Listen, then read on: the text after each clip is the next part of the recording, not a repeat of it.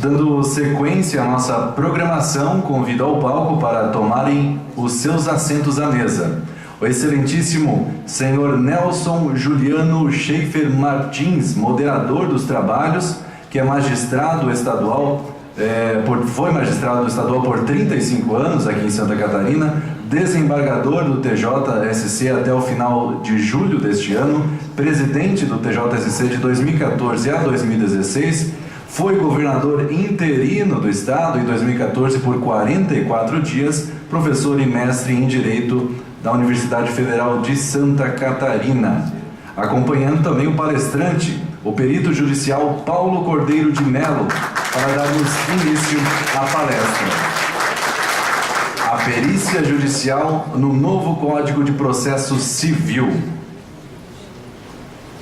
Informo também que após a palestra haverá uma sessão de autógrafos do livro A Perícia Judicial no Novo Código do Processo Civil, com o autor Paulo Cordeiro de Mello. O livro está sendo comercializado na saída do auditório. Com a palavra, o moderador Nelson Juliano Schaefer Martins. Bom dia a todos os participantes desse primeiro seminário catarinense de perícia contábil, que conta com profissionais da área da contabilidade, não apenas do estado de Santa Catarina, mas também, segundo fui informado, do estado do Paraná, aos quais todos nós damos as nossas melhores boas-vindas, porque Florianópolis, a ilha de Santa Catarina e o nosso estado os recebe sempre com muito calor, muito afeto. Como a Sandra dizia, vou poupar um pouquinho para daqui a 5 anos retornar a Santa Catarina. Isso não é necessário, Sandra, não é necessário, porque nós aqui temos o melhor custo-benefício de turismo do nosso país. Então, aqui nós acolhemos com igual afeto a todos que nos procuram, independentemente da sua capacidade, porque a natureza está aqui à disposição de todos.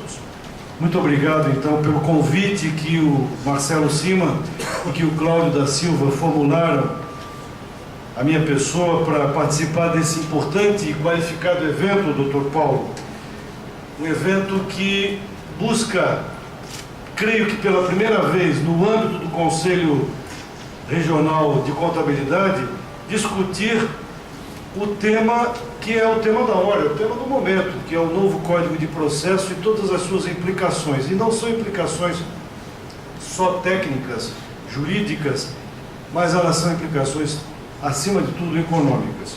Mas antes de fazer uma breve referência a esse contexto do novo Código, e não vou me estender porque o palestrante é o Dr. Paulo Cordeiro de Mello, mas antes eu gostaria de registrar também a presença do professor Dr. Moacir José Serpa, que é um amigo do Conselho e da classe dos contabilistas de Santa Catarina e que, pela sua especialização em direito comercial e direito alimentar, tem se aproximado muito dessa instituição ao longo dos últimos anos.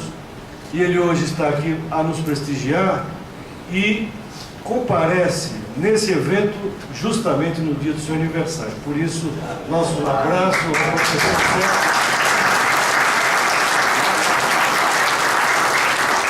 E na pessoa do professor Serpa, eu cumprimento a todos os contabilistas que também detêm o grau de bacharel em Direito ou que são advogados militantes. Isso é bastante frequente, pelo menos aqui em Santa Catarina. Antes de falar do professor Dr. Paulo Cordeiro de Mello, devemos referir a sua obra. Eu tive o privilégio de ler o livro dele antes de participar desse debate, que me foi emprestado pelo Cláudio, e eu gostaria de dizer que é uma obra de extraordinária profundidade, mas também de uma utilidade técnica e pragmática muito intensa. Por isso, na condição de integrante da área do direito, eu recomendo que todos os senhores leiam, porque traz notícia, informação, comentário acerca do direito, com um foco muito voltado à área da contabilidade, sorte que é uma obra hoje indispensável para o profissional que atua na perícia judicial no nosso estado. professor Dr. Paulo, ele é pós-graduado em avaliações periciais contábeis pela FECAP, está a concluir o seu mestrado em ciências contábeis também pela FECAP, tem 15 anos de experiência na área de perícia econômico, financeira e contábil, nomeações como perito em diversas varas cíveis e anexos da Fazenda do Estado de São Paulo, que não é pouco. Vejam que aquele mundo, aquele mercado competitivo de São Paulo, e o professor Paulo lá se destaca, e isso para nós realmente é algo que só vai nos enriquecer pela sua experiência. Professor da Trevisan Escola de Negócios na disciplina Perícia Contábil para o curso de graduação em Ciências Contábeis, ministra aulas em cursos de extensão em Perícia Contábil pela Unisescom São Paulo, Sescom Grande Florianópolis e Senap São Paulo, e aqui vai uma referência, ele é um amigo do Conselho Regional de Contabilidade de Santa Catarina, e é uma pessoa que todos queremos bem, o Paulo. O Cláudio, que foi um dos primeiros a convocar, ao lado de Marcelo, convocar o Paulo a vir aqui falar sobre o tema, ele é extremamente destacado no livro, na sua apresentação, tanto quanto o Marcelo, e isso é um testemunho do Paulo em relação a Santa Catarina. Santa Catarina foi o Estado, provavelmente, creio que por primeiro reconheceu o extraordinário valor técnico intelectual do professor Paulo. Ele é o coordenador acadêmico da Escola de Perícia e Arbitragem da Unisescom de São Paulo, coordenador acadêmico do curso de pós-graduação em Perícia Contábil da Trevisan Escola de Negócios, e é o autor deste livro, que eu não preciso mais sobre ele referir, porque agora está no momento dos senhores adentrarem no conhecimento que ele irá compartilhar conosco, de maneira que nós recebemos o Paulo Cordeiro de Mello com o nosso aplauso, o nosso carinho, a nossa atenção.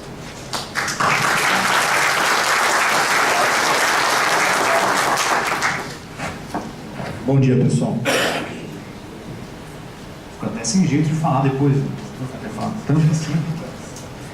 Eu peço licença de ficar em pé, porque eu tenho dificuldade de ficar sentado para falar. É hábito de professor, né? Primeiro, queria agradecer as palavras do Dr. Nelson. Eu, quando fiquei sabendo da presença do Dr. Nelson nesse evento, eu fui estudar um pouquinho a história do Dr. Nelson e senti uma responsabilidade enorme. Estava preparando a apresentação aqui, a Cláudia estava comigo, minha esposa, eu falei, Cláudia, dê energias positivas aqui, porque é um momento muito importante. Poder estar nesse evento, o Estado de Santa Catarina me acolhe com muito carinho, o CRC, o Sescom, as instituições aqui de ensino, os colegas que atuam em perícia, e estar junto com um grande representante do Poder Judiciário, o Dr. Nelson, nos deixa muito honrados. É muito importante para nós ouvir as palavras desse grande mestre, desse grande profissional, e eu quero contribuir com essa conversa com o nosso amigo do Conselho, nosso padrinho, né, dos peritos contadores, a respeito da importância desse tema para todos nós. Então eu vou me aventurar a falar um pouquinho do Código de Processo Civil. Esses dias eu estava na livraria com minha esposa, a gente viu o livro, eu falei, nossa, que ousadia entrar no assunto jurídico, não sendo do meio jurídico, né, sendo apenas um profissional da perícia, mas eu tomei um devido cuidado quando eu estava preparando a obra, de convidar um colega, um grande advogado, o Dr. Fábio, que é um colega de São Paulo, para fazer a revisão técnica, para tomar um cuidado da apresentação. Mas vamos lá, né? O tempo corre e eu não quero perder a oportunidade de abraçar os aspectos importantes do Código de Processo Civil. A Sandra brilhantemente, ela já me deu orientação aqui, vamos para o lugar certo. E aqui o lugar, né? Tem até a foto, o tiro ficou aqui, né? Vamos para o lugar certo. Esse importante tema que a gente... O primeiro evento que eu participei do país falando foi aqui em Santa Catarina, foi no ano passado, e depois eu tive a oportunidade, junto com grandes amigas como a Sandra, como a Silvia, com o apoio do Conselho Federal e diversos conselhos, a gente participa de eventos em todo o país. A Sandra, não sei se ela comentou, ela está aqui hoje, na sexta-feira ela está em Porto Alegre, está no Rio Grande do Sul, tem um evento também em Manaus. Eu falo que a gente passeia, a Sandra não gosta de falar que a gente passeia, não, a gente está trabalhando. Mas vir a Santa Catarina é passear também. né? Lógico. Vamos lá, pessoal. O assunto é o Código de Processo Civil e o que isso impacta na nossa vida. E aí eu selecionei alguns aspectos importantes, relevantes, de modificação do Código de Processo Civil, sem pegar aquilo que se mantém. E eu gostaria muito, depois das palavras do Dr. Nelson, a respeito de como o juiz enxerga isso, como os membros do Poder Judiciário, como os advogados olham essas situações que a gente está vivenciando, o que eles esperam de nós, profissionais da contabilidade, profissionais atuando em perícia. Isso é muito importante, mais do que eu falar, eu como perito, como colega de vocês, falar para vocês essa explanação que eu espero do nosso querido amigo, nosso padrinho dos peritos aqui em Santa Catarina. Eu organizei, e quando a gente fala do Código de Processo Civil, o Código de Processo Civil que estava em vigor até março, que era de 73, ele, para nós, peritos, ele não estava totalmente desatualizado, né? Em 92 a gente teve uma grande revolução no Código de Processo Civil, com diversas modificações que impactaram na perícia, e quando teve a modificação agora para o Código de 2015, que entrou em março, num primeiro momento não pareceu uma grande revolução para nós. Eu acho não, tenho certeza que para o mundo jurídico é uma revolução, diversos aspectos, dos advogados, para os juízes, a preocupação com todos os seus impactos. Para nós é mais restrito, né? Então a gente pode se aventurar a discutir, a colocar em debate isso num evento como esse. E eu selecionei alguns aspectos,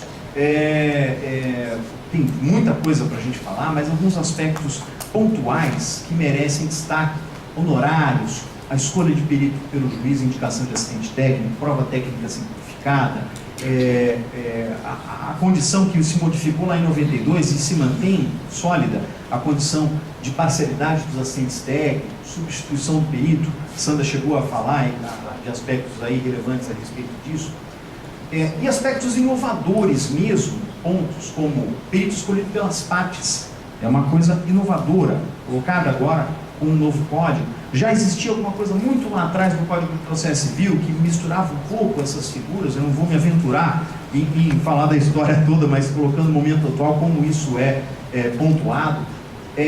Parecer técnico apresentado na inicial contestação já existia nos últimos momentos do Código de Processo Civil de 73, nas suas últimas condições, mas é apresentado novamente no novo código.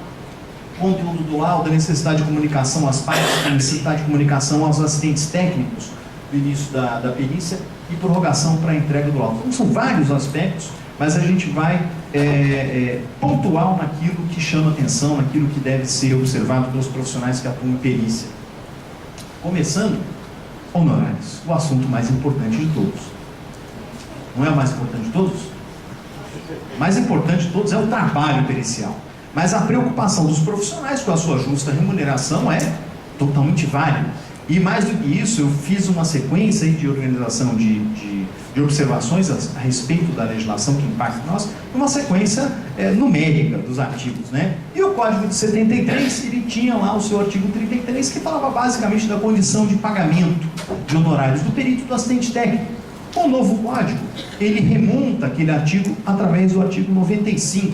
Então muda algumas palavras, alguns elementos aí colocados. Um deles de relevância, principalmente para o pessoal do direito, a questão do adiantamento. Muda a figura da palavra do pagamento para adiantamento. E tem muito mais sentido lógico, jurídico, porque o perito ele não recebe um pagamento, ele está recebendo um adiantamento.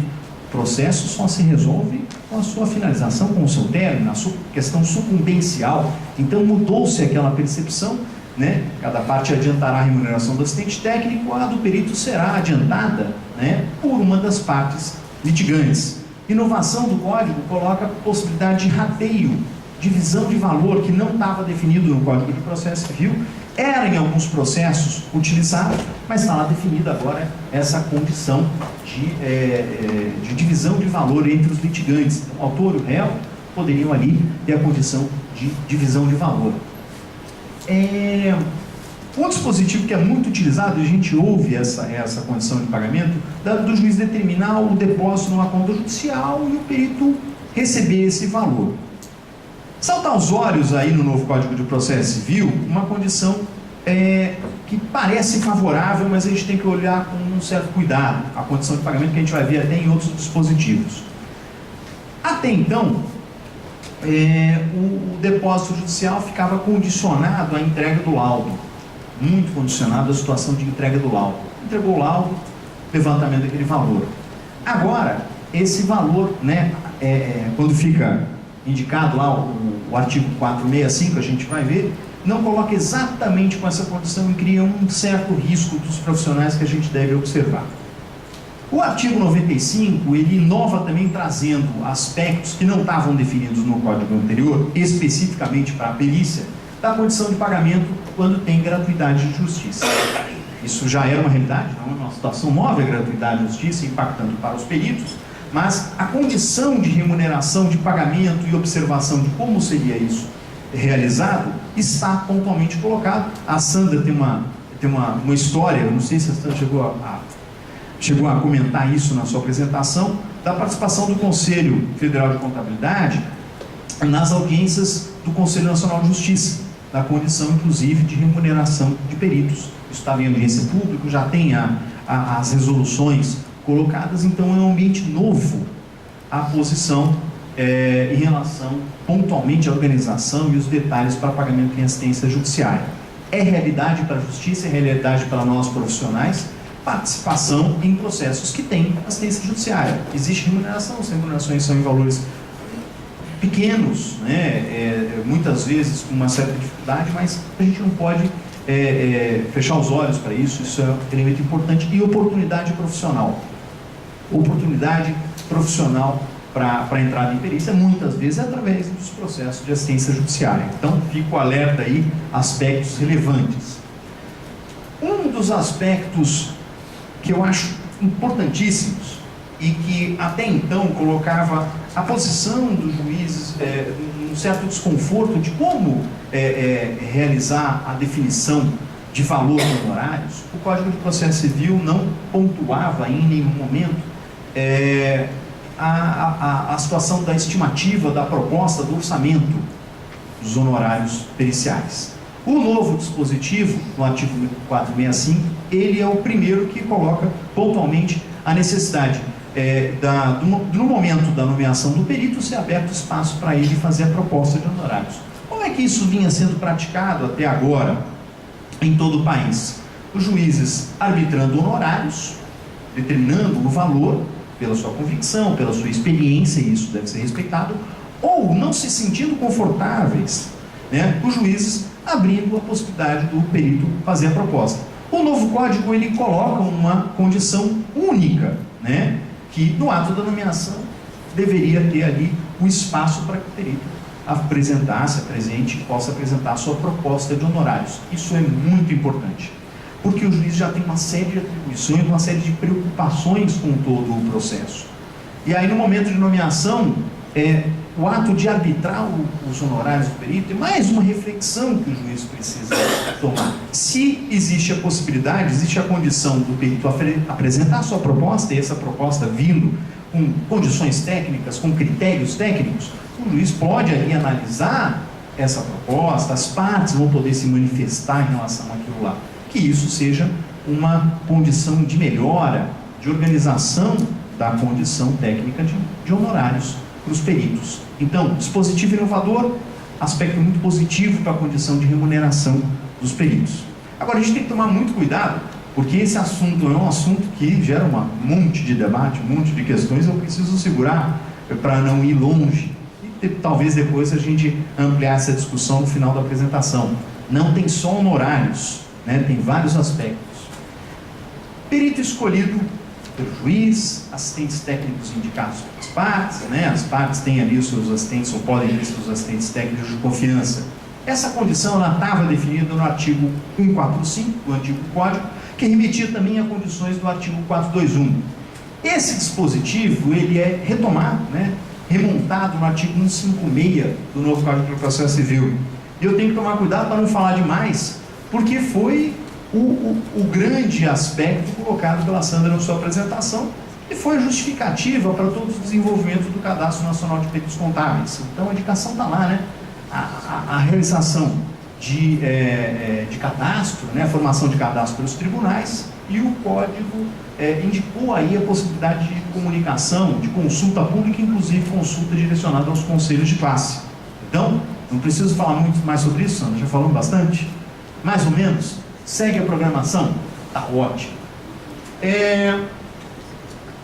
Aspecto que também a Sandra, eu cheguei um pouco atrasado porque eu vim direto, mas que a Sandra fala que eu também me apaixono por esse elemento dentro do código. Em diversos momentos a gente vai ver a importância da formação do profissional, da atualização do conhecimento e da experiência. Isso é muito importante. O juiz está depositando confiança no ato da nomeação, ele confia naquele profissional que vai fazer um trabalho, que vai ajudar o juiz a formar convicção, e esse profissional, o juiz espera que ele tenha capacidade técnica, que ele tenha experiência, que ele tenha conhecimento atualizado para emitir um trabalho, para desenvolver um trabalho que tenha consistência técnica, que tenha eficiência, que tenha qualidade, né? O resultado do processo judicial está sendo influenciado por aquele trabalho. Então, é importante a gente ver, né, essa preocupação em diversos momentos, e aí também nesse dispositivo da condição da qualidade dos profissionais, artigo 156. Nomeação do perito, a gente tinha falado que o artigo 145 ele remetia também ao 421, então tem lá a condição de indicação do assistente técnico, a apresentação de quesitos. Esse dispositivo do Código 73, a gente observa no novo Código de Processo Civil, ele remontado no artigo 465, que praticamente não muda tudo, só tem um item falando sobre arguição de impedimento ou suspeição do perito. E aí, elemento muito importante, que diferencia a função do perito do assistente técnico. O perito é de confiança do juiz, ele deve ser imparcial, independente, ele não deve ter qualquer tipo de envolvimento ou interesse diretamente com o processo, com as partes. O juiz não tem esse tipo de interesse, ele não pode ter, declara-se impedimento de suspeição, e o perito, como é o braço direito, ele é os olhos técnicos do juiz, ele também tem essa condição de impedimento de suspeição. Coisa que não acontece com o assistente técnico. A gente observa, a gente vai observar, é diferente essa posição, isso desde 92 e se mantém no novo Código de Processo Civil. Tem um elemento colocado, que logo que a gente fez a primeira leitura do novo Código de Processo Civil, parecia uma coisa totalmente nova, mas é algo renovado, é um retrofit do que já estava definido. Não sei, sinceramente, a gente começa a ouvir algumas pequenas notícias, eu ainda não sinto tanta consistência da aplicação prática disso aqui, que é a substituição de uma perícia tradicional pela simples inquirição do perito em audiência. E a gente não está falando de esclarecimento em audiência, que é outra figura. Basicamente o que a gente vai observar a substituição do ato normal, regular, de desenvolvimento da perícia, elaboração de laudo, entrega do laudo, pelo chamado do perito em audiência e esclarecer um ponto técnico específico. Essa definição constava do Código de 73 no artigo 421. Estava lá. Mas o mais importante é a gente verificar como isto ficou. Uau, ficou enorme, ficou cheio de detalhes e ficou com um nome muito bonito: Prova Técnica Simplificada. Aí tem um nome. A prova técnica simplificada, eu ouvi pouco, a gente chegou a ouvir no Rio de Janeiro algum relato de alguns colegas, né? Até os próprios colegas incentivando, discutindo com o juiz a eficiência, a importância desse elemento, e eu cheguei a falar em algum momento desses nossos encontros, eu nunca ouvi falar em prova técnica simplificada, ou antes da simples inquirição, eu nunca participei disso, mas eu já começo a ouvir. Então, pode ser uma nova oportunidade, pode ser uma nova condição. Se a complexidade permitir, se era um aspecto pontual, o juiz pode usar aquele expediente, e nós profissionais precisamos nos preparar para isso. Porque aqui a gente vê a apresentação da Sandra, ela é professora, ela domina bem os slides, ela fala muito bem. A minha esposa, a Cláudia, adora, ela é fã. E ela, sempre que ela assiste, ela vai, não, Sandra, ela coloca tão suave aquele assunto, né? Ela tem a suavidade na apresentação. E esse evento, a prova técnica simplificada, é a posição do perito saindo do seu escritório, saindo da sua zona de conforto e ir ao ambiente do fórum, ir a uma sala de audiência, e explicar tecnicamente uma questão. Então, a gente precisa sair da zona de conforto para esse evento aí. O juiz vai chamar, né, se ele precisar, a gente tem que ficar preparado para expor ideias, organizar ideias, explicar tecnicamente um aspecto que é o que o juiz precisa decidir. Às vezes o aspecto sim é simples, numa conversa consegue se explicar aquilo lá e vai ajudar o juiz a decidir. Elemento interessante, muito interessante, e a Sandra falou, eu compartilho dessa ideia. O código ele coloca algumas situações um pouco de dificuldade, parece um pouco complicado trabalhar com alguns aspectos, mas eu quero enxergar como aspectos positivos, como oportunidades. E essa daqui representa mais uma oportunidade profissional para nós, né? Uma oportunidade do novo código que abre espaço para uma nova modalidade de atuação em perícia. Assistente técnico não sujeito aos motivos de impedimento ou suspeição. Eu tive num evento, num congresso de criminalística, e aí eu fui entrar nesse assunto. Tem um pouco de polêmica, mas é pequena polêmica, né, dos peritos criminais, da Polícia Civil, Polícia Federal, falando essa questão do perito judicial, do assistente técnico, dos peritos criminais. A gente entrou num bate-papo a respeito, mas tranquilo, não estou mentindo, não teve nenhum problema, né? Achei tudo certo. A respeito dessa situação de impedimento ou suspeição.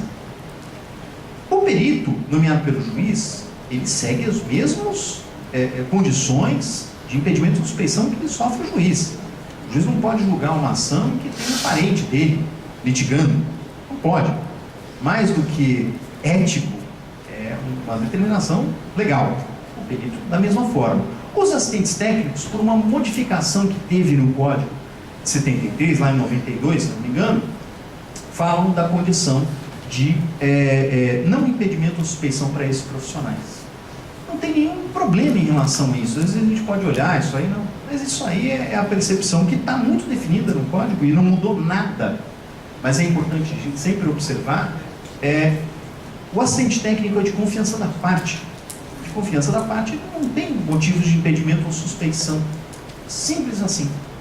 Agora tem um evento aí colocado e a gente precisa observar os diversos aspectos que impactam no nosso dia a dia. Tem um evento colocado nesse dispositivo que fala da necessidade, da obrigação dos peritos facilitarem, darem acesso, possibilitarem o acesso dos assistentes técnicos ao desenvolvimento do seu trabalho.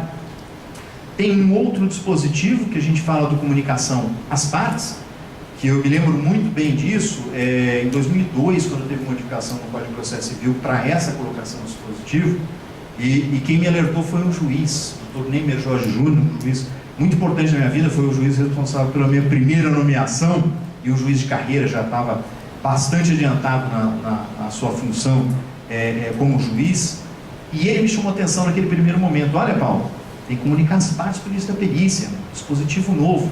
E aí quando eu observo esse novo aspecto aqui do código, que entra em vigor em março, desse ano, da importância, da relevância do perito dar transparência ao desenvolvimento do seu trabalho. Como ele está sendo desenvolvido? As partes podem acompanhar, sabem que ele está desenvolvendo um trabalho, e os assistentes técnicos também podem contribuir, podem acompanhar as diligências, podem saber quando o perito está arrecadando documentos, desenvolvendo levantamento de documentação que vai ser utilizada na perícia. Então, fico alerta à importância desse aspecto no nosso dia a dia. Substituição do perito. Sandra colocou lá em números, né, Sandra, quantidade de substituições. Isso é horroroso. Eu sou muito curioso e passeando pelos conselhos, a gente tem os encontros, eu sempre pergunto para os presidentes, para os diretores de fiscalização, né, não é para falar nome, é só para falar, olha, que tipo de problema os conselhos de contabilidade, o conselho de contabilidade encontra com os peritos? E eu ouço sempre, olha, a gente tem algumas ocorrências, as ocorrências que chamam a atenção, é descumprimento de prazo. Existem prazos a serem cumpridos, a justiça tem milhões de processos, o juiz tem um monte de atribuição de processo para julgar, e aí o processo está com o perito para desenvolver uma perícia, e não descumpre prazo, não comunica as partes. Isso é motivo para a substituição do perito, retirada dele, né? Descumprimento de prazo, falta de conhecimento então, técnico, então nem se fala, né? Mas exatamente chama atenção, e é importante essa consciência da responsabilidade profissional em relação aquele processo, a responsabilidade que ele tem em relação ao desenvolvimento do seu trabalho. Então, se não tem conhecimento técnico, motivo para retirada. Isso é mais do que óbvio. Eu tive uma única situação na minha vida que eu tive que me retirar, mas aí foi uma nomeação errada. Eu fui nomeado numa perícia de engenharia. Se eu vou mexer na tomada lá em casa, eu tomo choque, então, né? E era engenharia elétrica. E eu, por óbvio, positivo, olha, não é a minha formação, não tenho conhecimento, aconteceu alguma coisa, um erro, mas foi uma situação só. Os juízes tomam cuidado nessa, aí aconteceu alguma coisa lá de engano com o meu nome. E cumpri o prazo, né? A falta de cumprimento de prazo é a primeira condição para a saída do profissional no processo. E aí o juiz vai confiar em depositar confiança naquele profissional que não é diligente, que não é cuidadoso na administração do seu tempo. Então, cuidado, alerta, isso aí se mantém, não é novidade, mas tem as implicações. Uma delas, comunicação à corporação profissional. Além da imposição de multa, outras coisas que não são nada agradáveis. Administrar o tempo.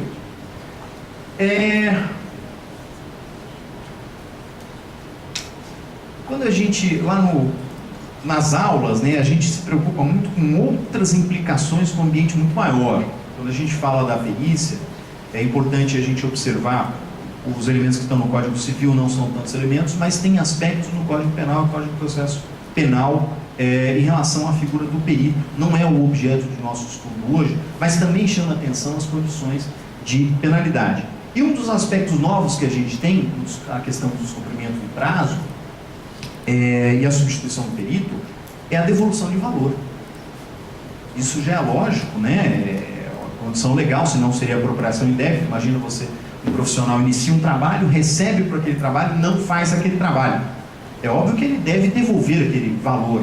Eu tive uma oportunidade que é triste quando a gente acompanha esse tipo de situação, um profissional que ele teve alguns problemas e ele foi substituído em todos os processos, né? E eu fui nomeado em alguns processos. Só que o problema é que ele tinha levantado honorários e quando eu fui iniciar meu trabalho não tinha mais os honorários lá, tinha sido depositados pela parte, foram recolhidos pela parte, o perito anterior tinha levantado. Eu tive que devolver o processo, informar o juiz determinou que a parte devolvesse todo aquele valor. Isso não estava definido objetivamente em alguma condição do código anterior. Está bonitinho definido no novo código as condições, inclusive se não devolver a condição de execução para recebimento desse valor. Então a gente tem uma responsabilidade enorme, inclusive com a questão de valores dentro do processo, né? Substituição do perito. Tem alguns que são meio ásperos, né, quando a gente vai falar, mas da mesma forma que a gente falou sobre a prova técnica simplificada, que é uma oportunidade profissional, tem outros eventos interessantes. O novo código ele fala sobre perito escolhido pelas partes. E aí dá um nó na cabeça de nós profissionais que a gente trabalha no dia a dia, porque a gente está acostumado com uma coisa: o juiz nomeia o perito e as partes indicam o assistente técnico. Tá tranquilo, a gente está funcionando isso aí a vida inteira. Aí a gente ouve isso aqui: perito escolhido pelas partes. Será que o Paulo bebeu, não dormiu bem à noite, acordou 4 horas da manhã, preparou o slide, ficou meio esquisito isso aí? Não bebi, dormi pouco, mas eu estou bem, está funcionando, está tudo certo. O novo código, ele fala exatamente sobre isso. As partes podem, de comum acordo, escolher um perito. Coloca a posição dos advogados, das partes litigantes, uma posição interessante em relação a esse evento. Eu enxergo isso aí, eu poderia enxergar, porque como eu trabalho só como perito do juízo, só como perito judicial, poderia ser ameaçador, né? A gente fala, nossa, então o juiz ele passa a não ter tanto poder, ele mantém o seu poder, ele mantém a sua condição de possibilidade de nomeação do perito, mas existe também essa possibilidade das partes, em comum acordo, escolherem um profissional para funcionar como perito. É mais uma oportunidade profissional. Eu costumo falar que num processo judicial a gente não tem 2 possíveis funções para nós profissionais, a gente tem mais de 10. E essa é uma delas, é a entrada. E eu consigo enxergar bons assistentes técnicos podendo participar. Porque imagina que os litigantes, os advogados, vão divergir de uma série de aspectos em relação ao processo. Mas às vezes a escolha de um profissional que tenha capacidade técnica, que tenha condição técnica especial, não tenha dúvida.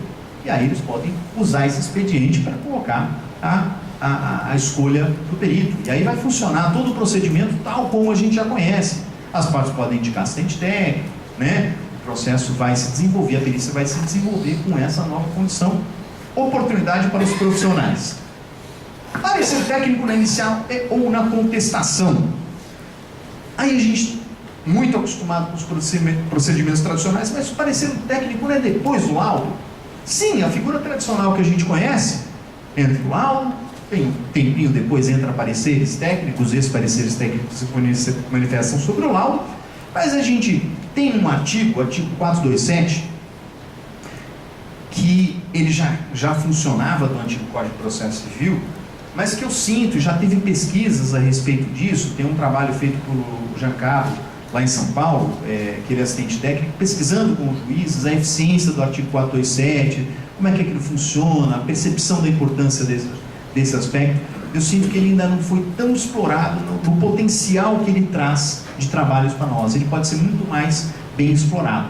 O artigo 427 ele falava, e esse mesmo elemento se mantém no artigo 472, que é, na inicial ou na contestação, as partes podem apresentar pareceres técnicos, documentos elucidativos, mas o parecer técnico nos dá a possibilidade de trabalho. Então, imaginar diversos tipos de trabalho interessantes, que o advogado batalha lá na construção daquele argumento jurídico, e a prova técnica é necessária. Por que não contratar um profissional que tenha conhecimento técnico, demonstrar tecnicamente aquilo na inicial? Esse elemento ele pode ser tão importante que, se o juiz se convencer, se ele conseguir formar sua convicção com aquele elemento, ele pode até tornar a prova pericial desnecessária. Então, é um elemento interessante, é um elemento importante. Eu acompanhei a história de alguns colegas que se dedicam a isso, né, parecer técnico inicial e contestação de processos judiciais, e conseguem demonstrar elementos importantes ali. Talvez não seja um elemento de convicção ou formação de convicção, mas já é uma prova técnica colocada dentro do processo. Quando a gente fala que tem mais de 10 possíveis posições de profissionais dentro de um processo, a gente já consegue enxergar duas aí, né? Duas oportunidades de trabalhos feitos em processos judiciais pelas figuras dos assistentes técnicos elaborando pareceres. Conteúdo do laudo pericial. A gente estava esses dias aí finalizando um curso aqui em Florianópolis, no SESCOM, com os colegas, e aí fizemos 20 braços, né? Fizemos um trabalho em conjunto, e é muito gostoso quando a gente faz isso nas aulas, de como construir um laudo, como desenvolver aquele trabalho, né? O laudo vai ser objeto de estudo, o juiz vai analisar aquilo lá para verificar como ele vai decidir, como é que ele vai formar sua convicção, o que aconteceu ou não aconteceu. E a perícia precisa tomar um cuidado de como preparar aquele trabalho. A gente tem que fugir do tecnicismo, né?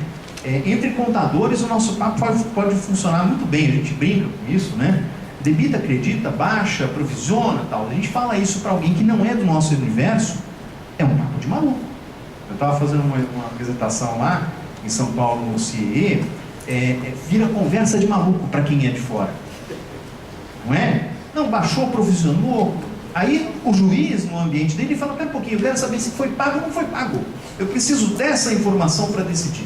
O contabilista fica com você. E a gente precisa tomar esse cuidado enorme.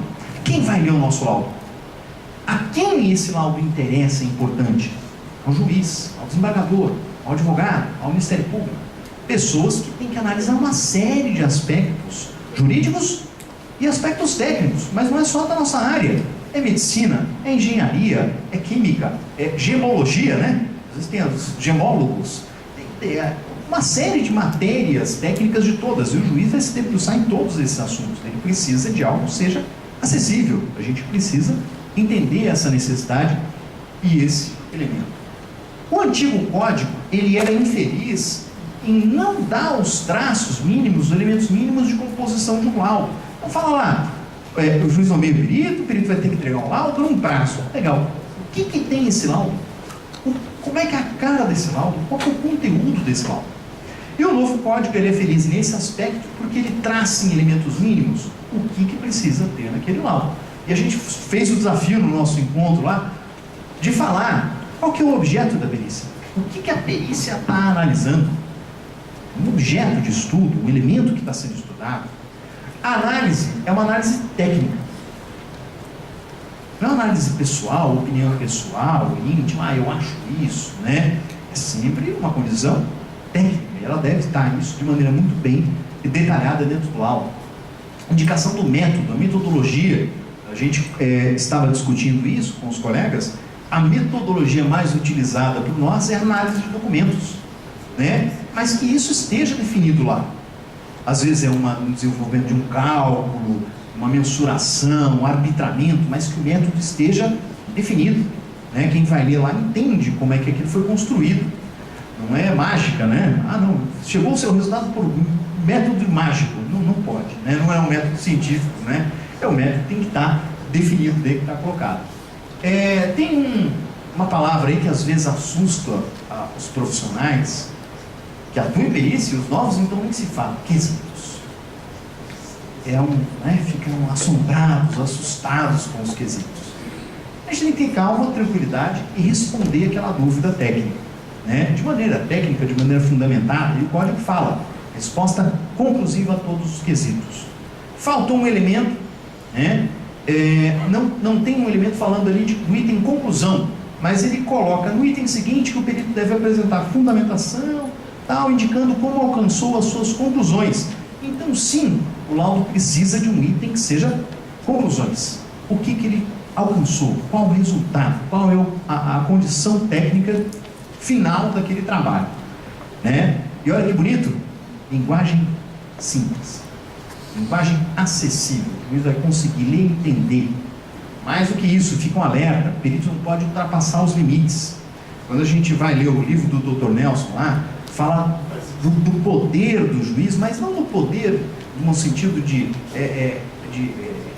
um evento do homem poderoso no exercício da função de juiz, do julgador, mas todas as responsabilidades e tudo que o juiz tem que analisar no processo, o limite daquela ação, como que ele tem que julgar, né? O limite da ação proposta, o que o julgador tem que objeto. E o perito ele não pode fugir desse ambiente, né? Se alguém está pedindo A e alguém fala que é B, o perito não pode falar, não, eu tenho uma ideia aqui que é o Z, eu vou colocar o Z nesse laudo. Não, até porque estão discutindo A e B. O juiz vai ter que julgar A e B e você vai ter que analisar A e B do ponto de vista técnico. Então não pode ultrapassar o limite da designação, o limite do que está objeto de estudo, que vai ser o que o juiz vai decidir. Isso está definido lá, está ótimo, porque a gente sabe o que deve ter de elemento mínimo no nosso laudo. E o antigo artigo 429, que era o único elemento que falava sobre o desenvolvimento da perícia, ele não foi esquecido, ele só está remontado lá no finalzinho. E historicamente, eu sempre olhei para esse dispositivo por um elemento muito importante que ele dá de trabalho, que é a busca de documentos de informações necessárias ao desenvolvimento da perícia. Então o juiz determinou que a perícia tem que conferir se os valores cobrados estão de acordo com o contrato, e no processo tem o contrato, não tem valor cobrado, o perito precisa diligenciar e ir atrás desses valores que foram pagos, o que foi cobrado, o que foi pago. Só que um contrato ele não vai resolver nada, não vai tirar a dúvida, não vai esclarecer aquela dúvida colocada, né? Então o perito ele pode solicitar documentos que estejam poder à parte, arrecadar essas informações, porque o perito tem um conhecimento técnico para filtrar o que é necessário para o desenvolvimento da sua perícia. O juiz, o advogado, muitas vezes eles não vão ter a percepção completa dessa especificidade da contabilidade, das finanças. Aonde está essa informação? Nós devemos saber e nós devemos usar esse instrumento do pedido, né, da solicitação de documentos, que a gente usa, tem até um nome, né? A gente usa o termo de diligência, já está consolidado no nosso dia a dia essa utilização. Então o artigo 429 não morreu, está lá vivo, dentro de um ambiente muito melhor na condição de estrutura do laudo. Comunicação do início da perícia. Eu falei lá do Dr. Nemer, né? Confia em mim, eu com 20 e poucos anos, o Dr. Nemer com mais de 60, ele me nomeou. Então, a gente está falando lá de primeiros passos profissionais, né? Não tenham medo de oferecer o seu trabalho à justiça. A justiça é um ambiente democrático, livre, né? E talvez o Dr. Nemer deve ter enxergado lá num jovem profissional, um profissional com vontade. E ele me testou, ele deu uns trabalhinhos pequenininhos, alguns ossos lá para roer, né? E graças a Deus foi meu início profissional. E num dos dias que eu fui entregar um laudo para o Dr. Nemer, ele me chamou atenção para isso aí. Bacana, né? Esse contato, essa conversa. E ele, muito experiente, um juiz meio experiente, falou: olha, tem esse artigo, anota aí, 431A, e ele vai funcionar assim. Ele falou: olha, você vai pegar o processo, você vai comunicar as partes, vai guardar essa comprovação de que elas receberam a comunicação, vai desenvolver o seu trabalho. Porque daí a gente não vai ter problema. Ótimo. Esses dias eu estava fazendo uma pesquisa em sala de aula, e a gente já vê muitas penalidades aplicáveis a profissionais que não cumprem com isso. Está lá, né? Até um colega em São Paulo ele falou: não, eu não faço isso aí, é uma bobagem. Aí a gente desenvolveu um pouco de conversa e ele acabou confidenciando que ele teve um problema profissional, né? O advogado entrou com uma manifestação, depois entrou com um recurso, porque o laudo foi desenvolvido sem que as partes tivessem podido acompanhar, e era necessário que elas tivessem acompanhado, não arrecadou documentos. Está lá definido que as partes vão ter essa ciência, que vai ter transparência. A gente tem que cumprir, não é? Sem problemas, sem criar problemas. O perito não entra no processo para criar problemas, é para resolver problemas. Então o antigo dispositivo ele é remontado direitinho no 474.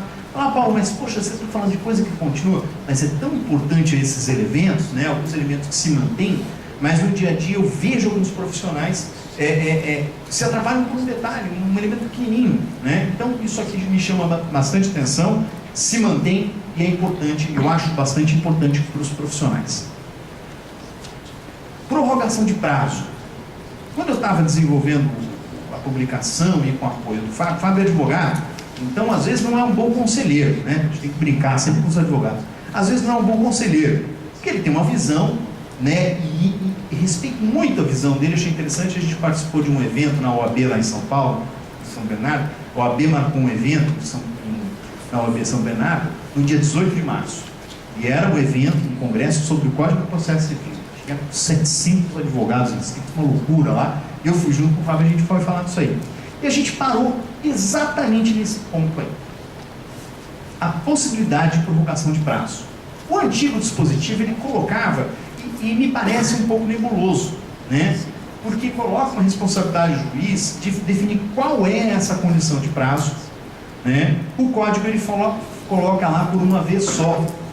Só que se a gente for enxergar a realidade dos trabalhos, das condições técnicas, às vezes você pega o documento não veio, o prazo acabou.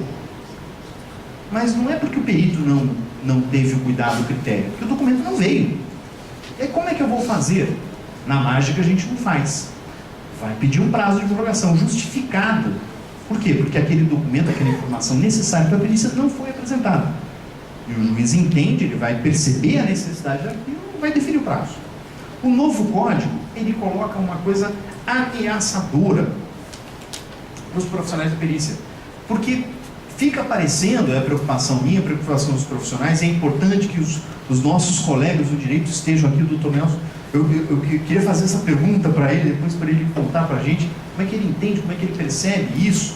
Desculpa aí, já colocar, a Sandra me dá bronca quando eu entrego presente para ela, que são dúvidas. Mas são as dúvidas que a gente vivencia, e eu acho que o doutor vai poder falar de bastante de aspectos relevantes do entendimento do juiz, que é o mais importante de tudo para nós, como a justiça vai entender, como os advogados vão entender, como eles vão trabalhar com esses elementos. Mas está lá definido que pode ter uma prorrogação de prazo. Só que essa prorrogação de prazo, se for definida pelo juiz, é pela metade do prazo originalmente fixado. Então fica aparecendo para nós profissionais da perícia que tem uma faca no pescoço. O juiz determinou 30 dias. Vai pedir um prazo, só pode mais 15. Mas eu não tenho o documento, como é que faz? O elemento é perturbador. Eu acho interessante a gente discutir isso. Como a gente pode trabalhar em relação a isso? Tomando todos os critérios, todos os cuidados e trabalhando com critério. Se precisa de um documento, a gente pede o documento. Se ele for apresentado, ótimo, num prazo razoável para desenvolver, vamos desenvolver o trabalho. Se não for apresentado, a gente tem a justificativa técnica da talvez impossibilidade de realização e que vai impactar no prazo. Os juízes vão ter que trabalhar com essa nova condição, os advogados vão ter que trabalhar com essa nova condição, de como isso vai ser efetivamente desenvolvido. Porque senão, não pode, não parou o prazo, então a perícia não foi feita. É um problema, né? O problema é que a gente precisa resolver, a gente precisa discutir. O legislador, a construção de um código é um desenvolvimento extremamente complexo, uma contribuição de uma série de pessoas, uma série de estudos, debates. Quando a gente coloca na prática algum evento, algum elemento, na prática ele vai mostrar que a sua eficiência, a sua condição não é tão simples, né? Tem todos os impactos no dia a dia profissional. Então depois a gente pode abrir uma conversa a respeito desse, não só esse, mas outros elementos aí que chamam a atenção para o novo Código de Processo Civil. A apresentação não é muito grande, mas eu quero destacar algumas coisas muito importantes aqui para o nosso dia a dia.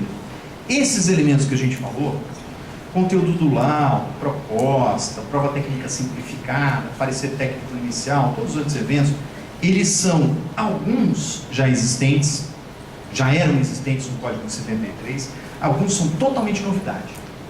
E sim, isso impacta o nosso dia a dia, senão a gente não estaria, num dia como hoje, numa quarta-feira, não estaríamos todos aqui. É importante, é relevante.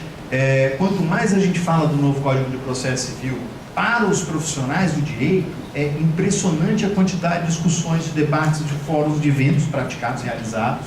Eu tive um só, que foi um evento da OAB, mas eu senti ali o peso do ambiente de discussão, porque eles estão vivenciando isso. Para nós, o recorte é menor. A gente tem alguns dispositivos que a gente tem que observar, né? Esses dias eu estava numa conversa com um colega e ele, não, é bobagem isso. Eu falei, olha, não tem nada de bobagem. As nossas responsabilidades, as nossas condições de trabalho, os prazos, o nome dos nossos trabalhos, a condição de impedimento, está tudo lá. É o nosso chão, né? É por onde a gente vai caminhar. Se a gente não tem domínio, se a gente não tem conhecimento do que está definido no Código de Processo Civil para o nosso andamento, a gente está assumindo um risco profissional muito grande, uma série de responsabilidades. É importante a gente abrir esse fórum, né? O CRC Santa Catarina foi muito feliz na organização do evento, das apresentações. A gente vai ter aí depois várias abordagens práticas, a vivência de profissionais para aspectos específicos, mas nesse primeiro ambiente, falando do Cadastro Nacional de Peritos com a Sandra, da gente poder abordar o Código de Processo Civil, e não com a minha fala só, com esse grande profissional que está aqui, que eu quero tirar umas dúvidas com ele, né, com o Dr. Nelson, e entre nós a gente fica batendo cabeça, trocando as nossas experiências, né? A gente troca as nossas dúvidas, experiências, o que a gente está vivenciando. Mas eu acho muito importante os advogados contribuírem, os juízes contribuírem. O que eles esperam de nós? O que eles querem de nós? Qual é a relevância nossa, a importância do nosso trabalho para eles? Aí a gente, com esta conversa, a gente consegue evoluir. Mas está lá destacado aspectos positivos, proposta de honorários, e que essa proposta seja feita com critério. O juiz vai analisar aquilo lá, ele precisa se convencer do seu valor de trabalho.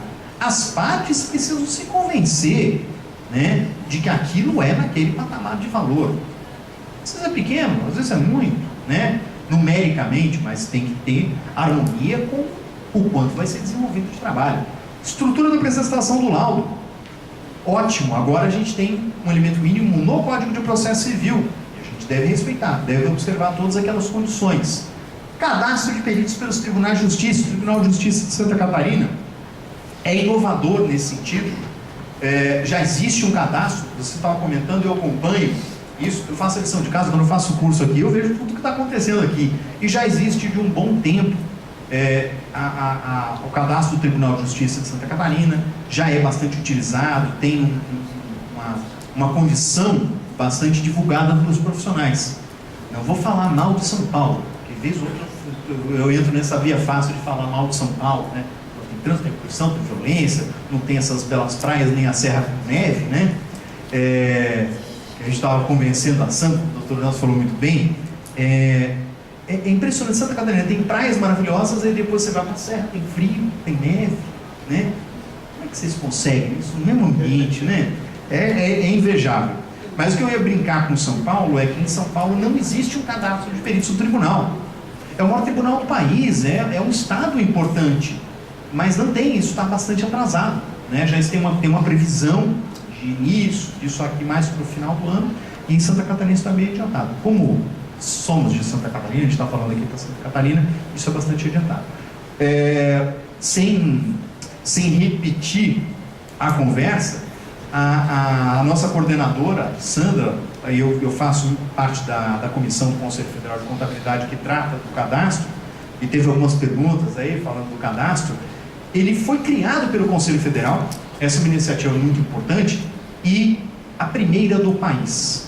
Sempre que a gente faz uma coisa nova, tem a questão do ajuste, do debate, né, mas teve todo um trabalho da comissão, teve a participação de diversos conselhos de todo o país. O Conselho de Santa Catarina foi um dos, e participou ativamente na discussão a respeito da construção desse cadastro. E ele atende, vocês viram logo no começo, a Sandra falou e eu coloquei o slide, artigo 156, fala da construção de cadastros de todos os tribunais, a gente não está falando só de Santa Catarina, a gente está falando do país, e os tribunais podendo usar o apoio dos conselhos de classe, a consulta pública, né? É muito importante, nós temos um conselho muito bem estruturado, muito bem organizado, respeitado em todo o país, que é o Conselho de Contabilidade de Santa Catarina, que contribui. A gente já tem o cadastro sendo bastante alimentado pelos profissionais. Espero que quem não fez ainda, que faça parte desse grupo, e ajuda o desenvolvimento desse apoio ao judiciário. Perito escolhido pelas partes, prova técnica simplificada, é oportunidade profissional. É mais uma das oportunidades, mais um dos caminhos que a gente tem. Como já existia, talvez não fosse tão bem utilizado, a gente tem ainda repertório para isso, que é a prova técnica simplificada, que ela está toda remontada, e a possibilidade das partes indicarem assistente técnico mantém, a possibilidade das partes escolherem um perito é um aspecto inovador, é um aspecto interessante, pode modificar uma parte da cultura que está sendo desenvolvida, que é prática em todo o país. Mais um dos campos de atuação.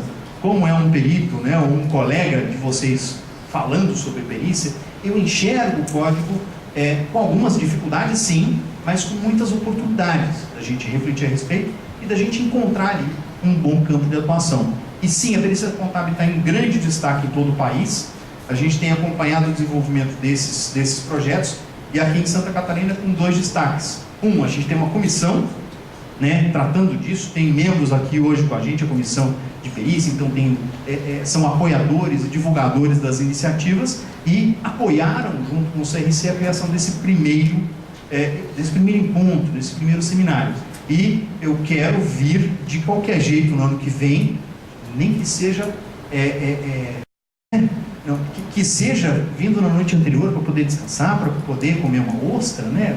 Comer um docinho lá no chuvisco, é isso? O chuvisco tem um docinho lá que é maravilhoso, né? Com certeza. Para acompanhar o desenvolvimento disso, que é maravilhoso ver essa quantidade de profissionais interessados no desenvolvimento, que seja esse o primeiro de uma série que fique marcado aí na agenda do CRC Santa Catarina. Quero agradecer imensamente o convite. Eu me sinto em casa em Santa Catarina, o doutor Nelson comentou isso no livro. Eu tive que destacar a importância do CRC Santa Catarina, de Santa Catarina na minha vida profissional, porque a gente desenvolve muita coisa aqui. É muito gostoso ver a postura dos profissionais aqui em relação ao nosso assunto. Atenção, atualização do conhecimento. A gente não pode parar de estudar. O código fala em vários momentos sobre isso. Prazo para a realização da perícia é um ponto de atenção, a gente vai discutir mais. O perito deve comunicar às partes dos assistentes técnicos novas posturas e atitudes para o nosso trabalho. A gente está num novo ambiente, novas exigências, novas condições, a gente precisa estar preparado para essa mudança de comportamento. E eu não precisava de melhor garoto propaganda do mundo, ganhei grátis um garoto propaganda, né? O nosso querido Dr. Nelson falou, fiquei ali no início sem palavras para começar a apresentação. É uma responsabilidade enorme, Dr. Nelson, ver o livro lá na estante de direito, mas começou como uma paixão essa leitura do código, e eu fui sem grandes aventuras. Eu fiquei tentando comparar cada um dos artigos, o que era, o que é, porque basicamente muitos do que a gente colocou aqui, e tentando fazer uma leitura com o Fábio, com o nosso colega lá, advogado, do que isso impacta no nosso dia a dia. Então, é mais um filho colocado aí. Eu tenho Perícia Contábil, que é uma obra que está bem tranquila, funcionando. A gente está indo para a segunda edição logo, com a atualização do novo Código de Processo Civil. Acho que esse mês ainda sai. Mas esse elemento aí, que é o dia a dia, eu sou o principal leitor. Toda hora eu estou lá manuseando para refletir a respeito desses impactos. Então, está o filho aí colocado. Uma honra, fico muito feliz em saber que chega em mãos tão habilidosas quanto do Dr. Nelson, a possibilidade de leitura, e fiquei envaidecido aqui com as palavras dele. Agradeço pelas suas palavras e pela parceria. O debate, a pergunta, é aberto, e eu quero muito passar a palavra, antes da gente ter a abertura das perguntas dos colegas, passar a palavra para esse nosso grande colega, grande incentivador, amigo do CRC Santa Catarina, que abrilhanta esse evento. O Dr. Nelson Martins está aqui com a gente. Eu tive que estudar um pouco a história dele, e é maravilhoso que a gente tenha essa oportunidade de ter a grandeza desse profissional conosco. E já que a gente está falando da perícia, novo Código de Processo Civil, esse impacto, eu passo a palavra para o Dr. Nelson para que ele desça os seus comentários, fale um pouquinho o que a justiça espera de nós, o que a gente deve ficar preocupado ou atento em relação ao novo Código de Processo Civil. Muito obrigado.